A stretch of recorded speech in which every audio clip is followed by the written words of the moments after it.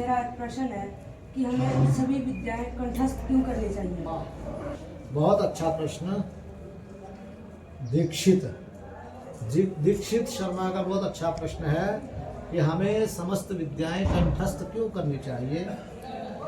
पहली बात तो यह है कि हमारी जो गुरुकुल परंपरा है, इस गुरुकुल परंपरा में वेद, पुराण, शास्त्र आदि समस्त विद्याओं को कंठस्थ करने का ही महत्व है। गुरुकुल परंपरा में हम समस्त विद्याओं को कंठस्थ करते हैं और ये कह रहे हैं कि सब विद्याएं कंठस्थ करने का लाभ क्या है, क्यों करनी चाहिए।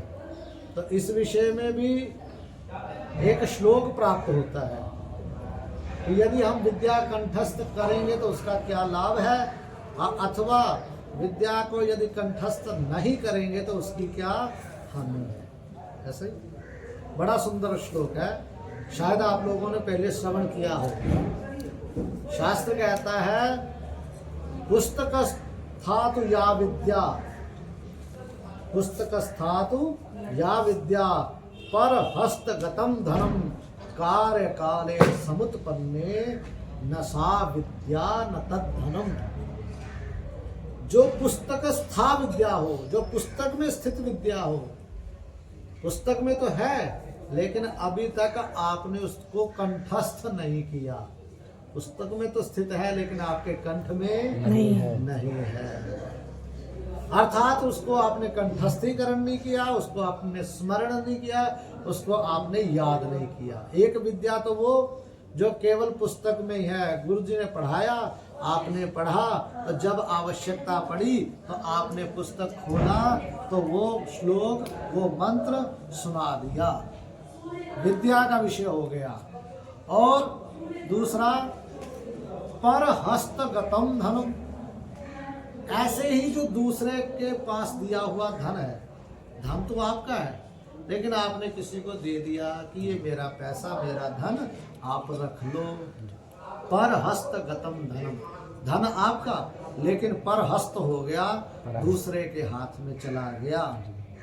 तो ऐसी विद्या और ऐसा धन, इनका होता क्या है, कहते कार्य काले समुत्पन्ने, कार्य काले समुत्पन्ने न सा विद्या न तद धनम।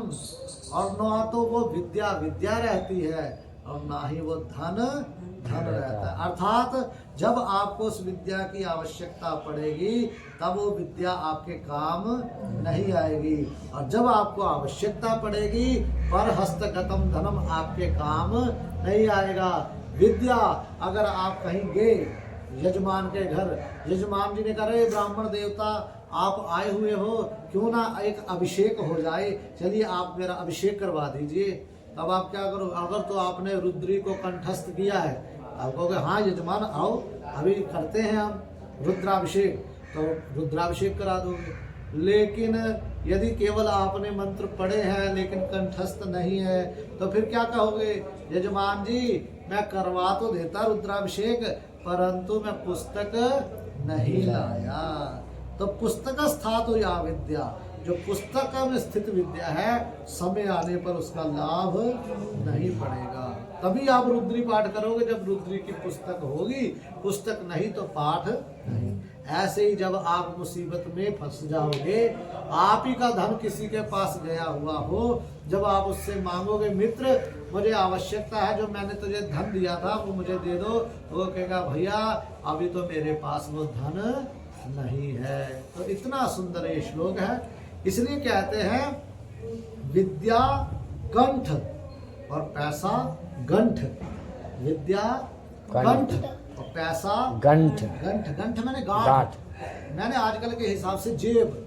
विद्या वही विद्या मानी जाएगी जो हमारे कंठ में है, जिसको हमने कंठस्थ किया, और पैसा वही हमारे काम आएगा जो हमारी जेब में है। दूसरी जगह पर पड़ा हुआ पैसा हमारे काम का नहीं, पुस्तकों में स्थित विद्या हमारे काम की नहीं होगी।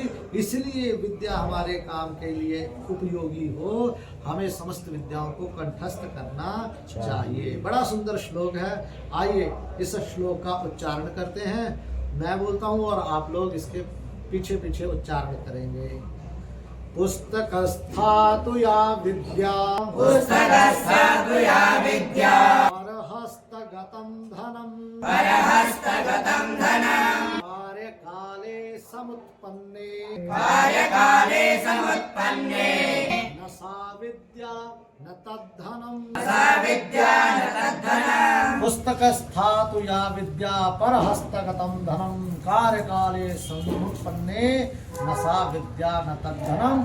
पुस्तक में पड़ी हुई विद्या और दूसरे के हाथ में दिया हुआ धन समय आने पर ना वो विद्या काम आएगी ना वो धन। गुरुवर तो ज्ञान के सागर